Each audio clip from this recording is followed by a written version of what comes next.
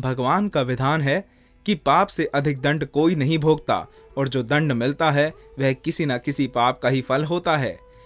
एक सुनी हुई घटना है। किसी गांव में एक सज्जन रहते थे। उनके घर के सामने एक सुनार का घर था। सुनार के पास सोना आता रहता था और वह गढ़ कर देता रहता था। ऐसे वह पैसे कमाता था। एक दिन उसके पास अधिक सोना जमा हो गया। रात्रि में पहरा देने वाले सिपाही को इस बात का पता लग गया। उस पहरेदार ने रात्रि में उस सुनार को मार दिया और जिस बक्से में सोना था उसे उठाकर चल दिया। इसी बीच सामने रहने वाले सज्जन लघु शंका के लिए उठकर बाहर आए। उन्होंने पहरेदार को पकड़ लिया कि तू इस बक्से को कैसे ले जा रहा है। तो पहरेदार ने कहा, तू चुप रह, हल्ला मत कर, इसमें से कुछ तो ले ले और कुछ मैं ले लूं। सज्जन बोले, मैं कैसे ले लूं, मैं चोर थोड़ी हूं। पहरेदार ने कहा, देख तू समझ जा, मेरी बात मान ले नहीं तो दुख पाएगा। पर वे सज्जन माने नहीं। तब पहरेदार ने बक्सा नीचे रख दिया और वे सज्जन को पकड़कर जोर से सीटी बजा दी। सीटी सुनते ही और जगह पहरा लगाने वाले सिपाही दौड़कर वहां आ गए। उसने सबसे कहा कि यह इस घर से बक्सा लेकर आया है और मैंने इसको पकड़ लिया है। तब सिपाहियों ने घर में घुसकर देखा कि सुनार मरा पड़ा है। उन्होंने उस सज्जन को पकड़ लिया और राजकीय आदमियों के हवाले कर दिया। जज के सामने बहस हुई तो सज्जन ने कहा कि मैंने नहीं मारा है, उस पहरेदार सिपाही ने मारा है। सब सिपाही आपस में मिले हुए थे।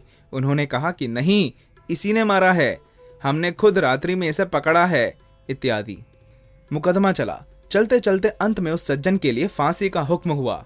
फांसी का हुक्म होते ही उस सज्जन के मुख से निकला, देखो सरासर अन्याय हो रहा है, भगवान के दरबार में कोई न्याय नहीं, मैंने मारा नहीं, मुझे दंड हो और जिसने मारा है वह बेदाग छूट जाए, जुर्माना भी नहीं, यह तो अन्याय है।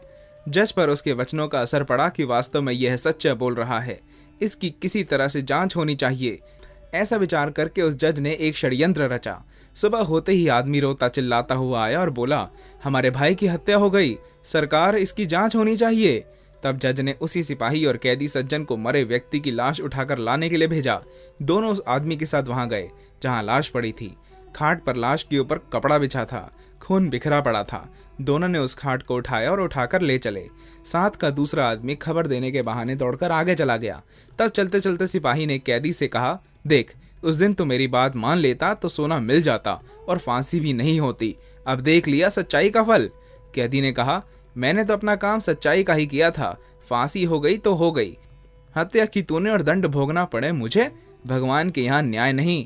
खाट पर झूठ मूठ मरे हुए के सामने पड़ा हुआ आदमी उन दोनों की बातें सुन रहा था।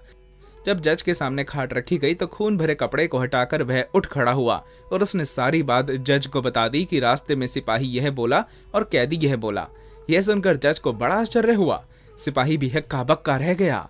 सिपाही को पकड़कर कैद कर लिया गया, परंतु जज के मन में संतोष नहीं हुआ। उसने कैदी को बुलाकर एकांत में कहा कि इस मामले में तो मैं तुम्हें निर्दोष मानता हूं, पर सच सच बताओ कि इस जन्म में तुमने कोई हत्या की है क्या? वह बोला, बहुत पहले की घटना है। एक दुष्ट था जो छिपकर मेरे घर स्त्री के पास आया था। मैंने अपनी स्त्री को तथा उसको अलग अलग खूब समझाया, पर वह नहीं माना। एक रात वह घर पर था और अचानक मैं आ गया। मुझे गुस्सा आया हुआ था। मैंने तलवार से उसका गला काट दिया और घर के पीछे जो नदी है उसमें फेंक दिया। इस घटना का किसी को पता नहीं लगा। यह सुनकर जज बोला, तुम्हें इस समय फांसी होगी ही। मैंने सोचा कि मैंने किसी से घूस नहीं खाई, कभी बेईमानी नहीं की, फिर मेरे हाथ से इसके लिए फांसी का हुक्म कैसे हो गया? अब संतोष हुआ। उसी पाप का फल तुम्हें यहाँ भोगना पड़ेगा। सिपाही को अलग फांसी होगी।